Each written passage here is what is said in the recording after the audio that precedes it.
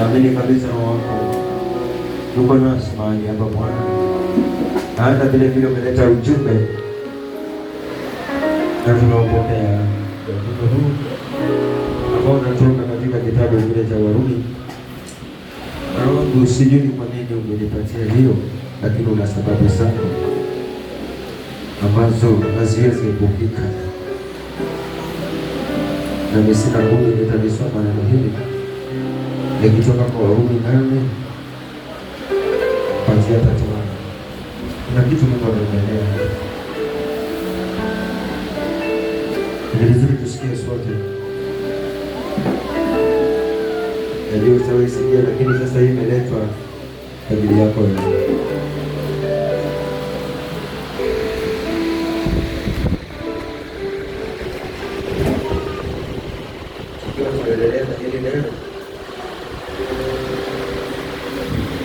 Andaa tu sadaka yako kwa sababu ya wakati.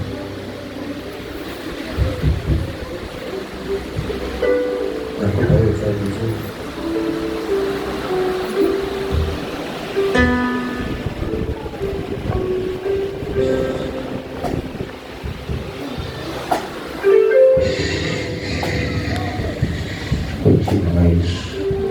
Kuokolewa, kupiganiwa, uombee jamii zako wote, kwa ajili ya familia yako, maisha yako, watoto wako, na kila roho inayoinuka kinyume chako na kupiga vita ikashindwe na kupotelea mbali, ukapokea kipawa cha kuomba na kuendelea juu ya maisha yako, na kila roho yoyote inayoinuka ya giza kinyume chako ikaondoke na kupotelea kabisa katika jina la Yesu.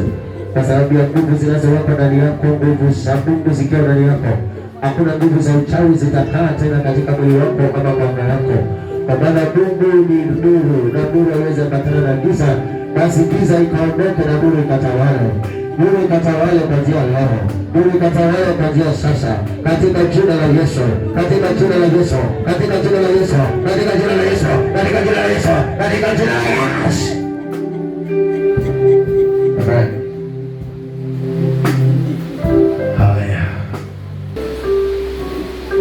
Kuna taarifa kwamba tunakuta amepoteza pochi yake, lakini anazameka ndani na maombi yaliyopita ya Roho Mtakatifu.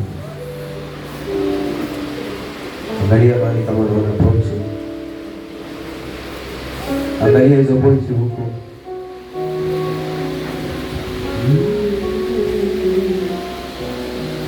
Kuna hiyo Asha hapo akona pochi, kuna mwingine kule nyuma akona pochi. Usipite Mwokozi,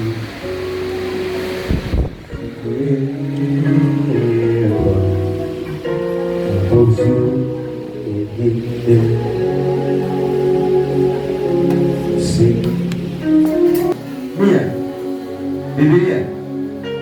Kuna Biblia mahali unaona ambao si yako, Biblia na pochi, alafu na pochi nyingine vizuri.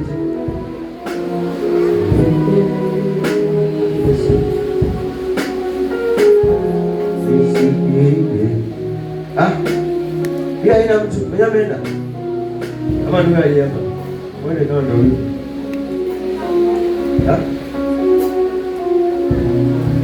Hebu tuangalie pochi hapo, mwenyewe anatafuta.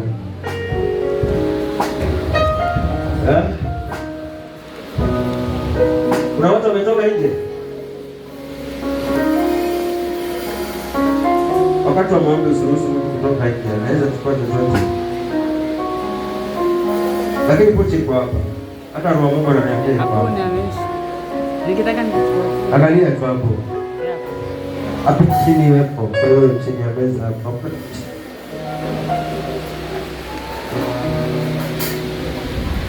Hapo chini. Basi acha tuombe kwa ajili ya hiyo sadaka.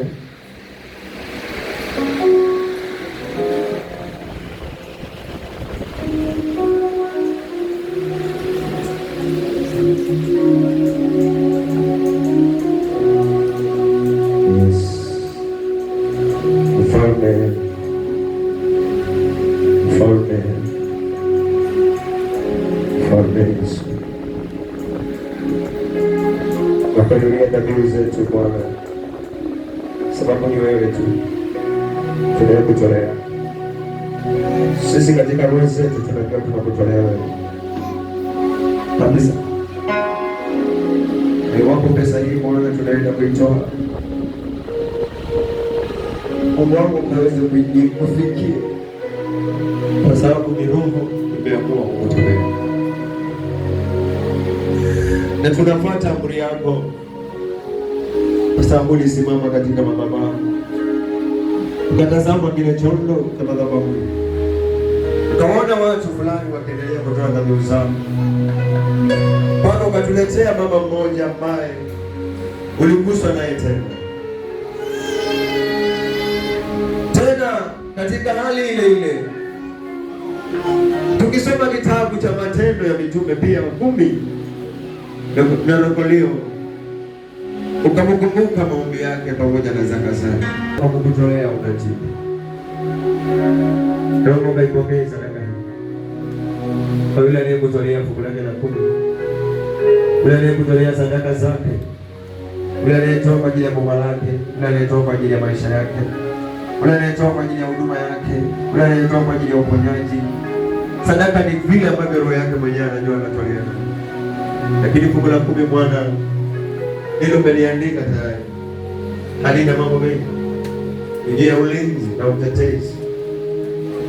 Hakupiganiwa vita kwa sababu ya kwamba Bwana, lakini tunapokutolea Bwana ni njia moja ya kufunguliwa milango za baraka na kupata amani.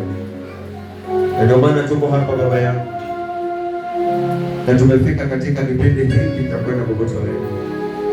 Basi tunaleta dhabihu zetu katika madhabahu yako Bwana, ukazipokee na ukazinenee.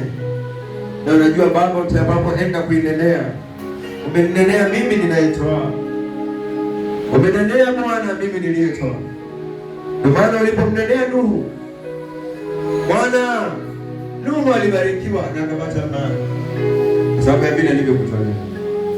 Basi mnenee yule baba, mnenee yule mama, mnenee yule binti, mnenee yule kijana, mnenee yule mtoto, sawasawa na tamanio la moyo wake, sawasawa na kila alichokutolea, sawasawa na kila alichoazimia ndani ya roho.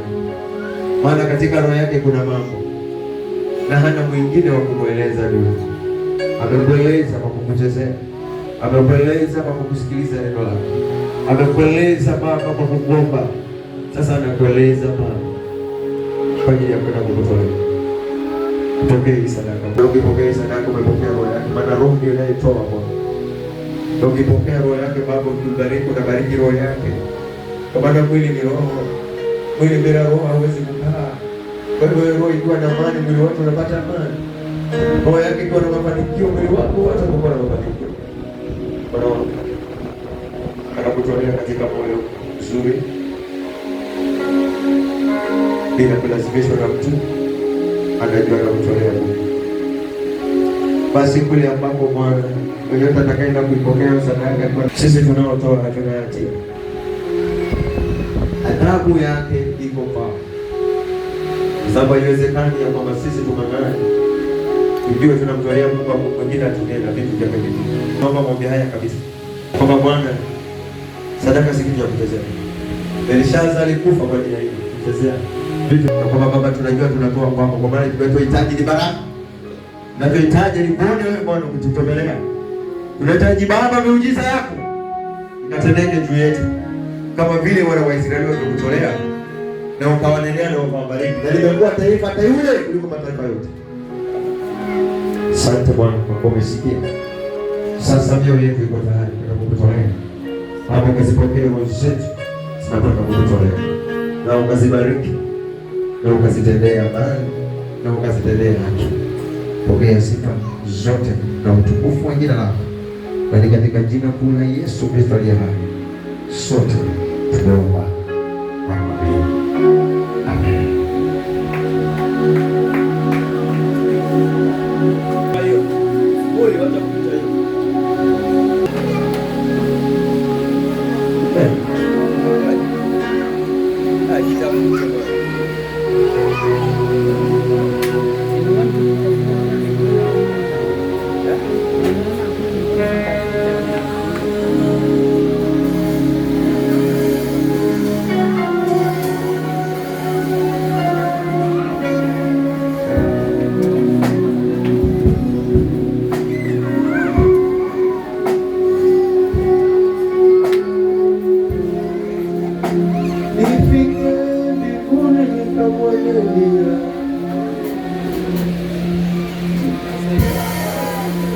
nifike mbinguni nikamwone Baba.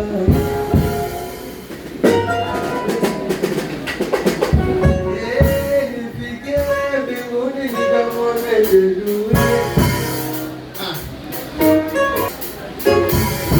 Nifike mbinguni nikamwone Baba.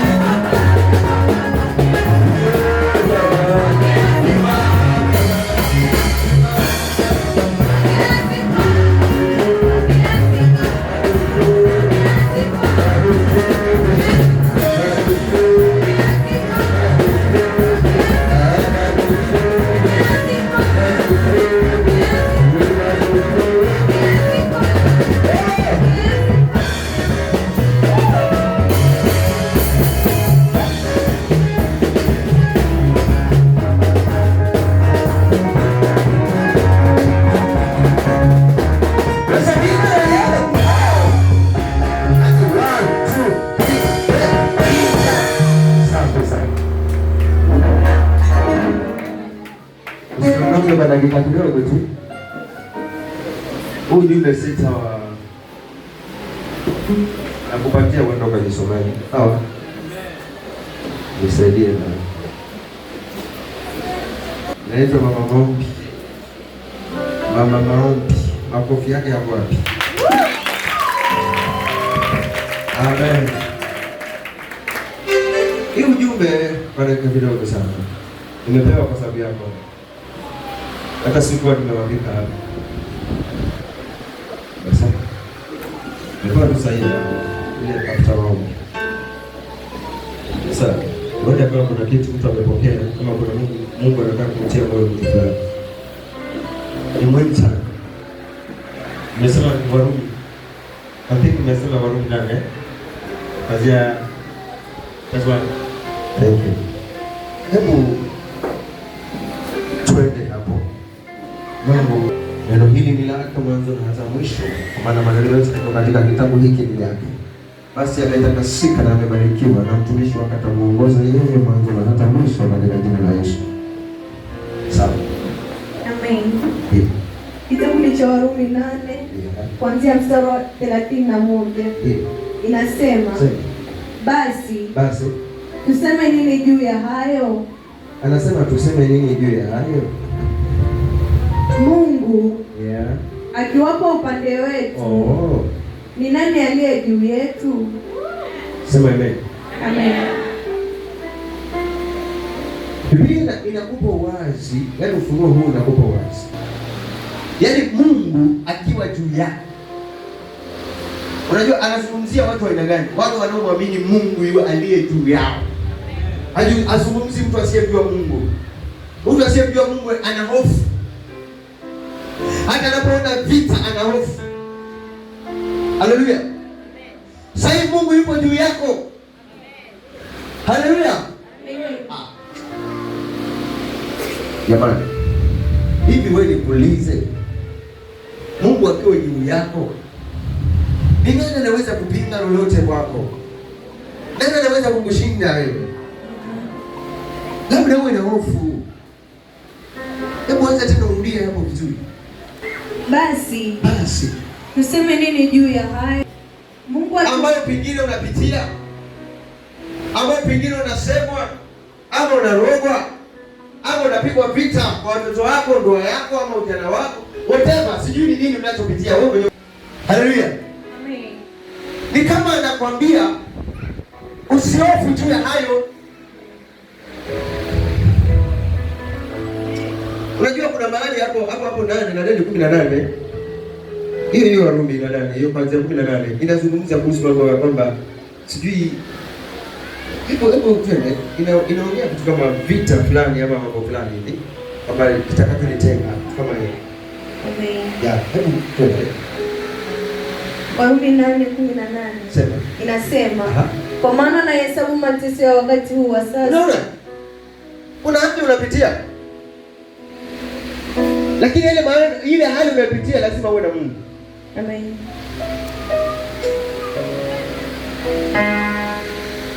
Kuna hali unapitia na ile hali unayopitia lazima uwe na Mungu. Ndio maana useme kama vile hilo neno linasema. Zungumza kwa watu wanaomwamini Mungu. Maandiko yanasema majaribu hayana budi kuja.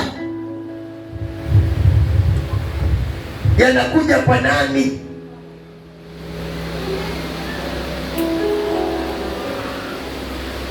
Daudi alijaribiwa sana. Kulikuwa na mtumishi wa Mungu mmoja. Si kama mnamjua. Ni nani alipitia mateso mpaka akaachwa na mke wake?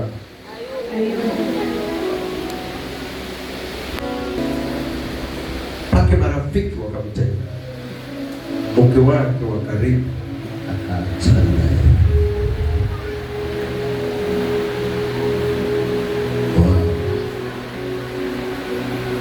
Yes. Oh, kitu gani taniteka na Yesu Mwokozi. Kitu gani kitaniteka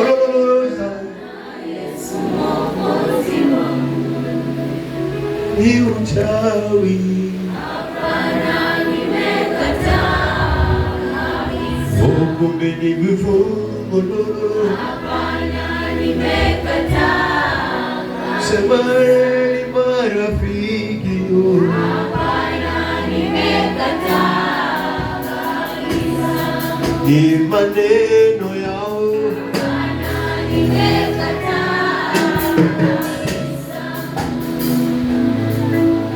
Kuna vita vinaweza kuja ili vikutenge na Mungu, lakini kama unafahamu neno hili, wajua vita siku zote wanaja muda mfupi wa vidumu. Hapa wangapi wamegonjeka kwa wagonjwa? Hata mimi nishawahi kuwa mgonjwa, so karibia nyote ulibaki kuwa na magonjwa. Sometimes nikisoma ile historia ya Ayubu Nafikiria kama ingelikuwa ni mimi hapa. saa zingine wewe unafikiria Kama ingelikuwa ni mimi hapa ningechukua mzigo gani Joni? so tusemezane, so tusidanganye. Kama tungekuwa ni sisi tungemfuata, lakini mimi naweza sema kwa kipindi ambacho nilicho nacho kwa sasa naweza toboa, lakini si ile nyumba. Lakini kwa sasa hichi cha sasa naweza toboa tena vizuri sana, yaani natoboa. Hata natoboa hata leo sinatoboa. Kwa hivyo hata hiyo pia natoboa. Amen. Tena ile natoboa rahisi sana. Kwa sababu Mungu amenihakikishia kwamba ni mtumishi wake, si ndio? Mimi siogopa. Ayubu alipitia.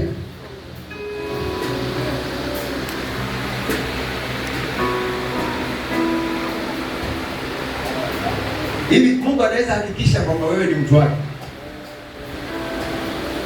kulingana tu na roho yako na vile unakaa na vile unawaza na vile unakaa na tabia zako. Unahakikishwa kwamba Mungu anaweza hakikisha shetani baba hata kumaliza. Sasa unanipigia makofi ya nini? Unajua bado unapiga makofi hapa. Hizo unapiga makofi na sasa hiyo sijui jibu. Nimeuliza swali ya kwamba katika akili zako wewe Kwa mafuta mapya kupokea. nikwambia, kila siku tunapoomba tuliwafunza kitu. Kila wakati unapoomba kuna vitu vingine vinaingia ndani yako. Kuna kitu unajikuta kwamba iko different. Kuna uzito fulani Mungu ameuondoa, ameweka kitu chake. Sasa nasema hivi, kwa kweli kabisa, yani mbingu kwa hili short yani kulingana na tabia ulivyo nayo na mawazo ulionayo, zile chembe za DNA kabisa, unauhakika kwamba wewe shetani akikuja kwako atakuacha kama vile alipomwacha Ayubu akashindwa, ama atapita na wewe? Atapita na wewe? Sijasikia. Atapita na wewe? Mtashinda?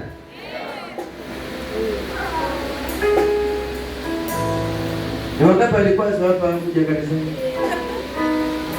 Kwanza sio tukiendea. Wewe. Unajua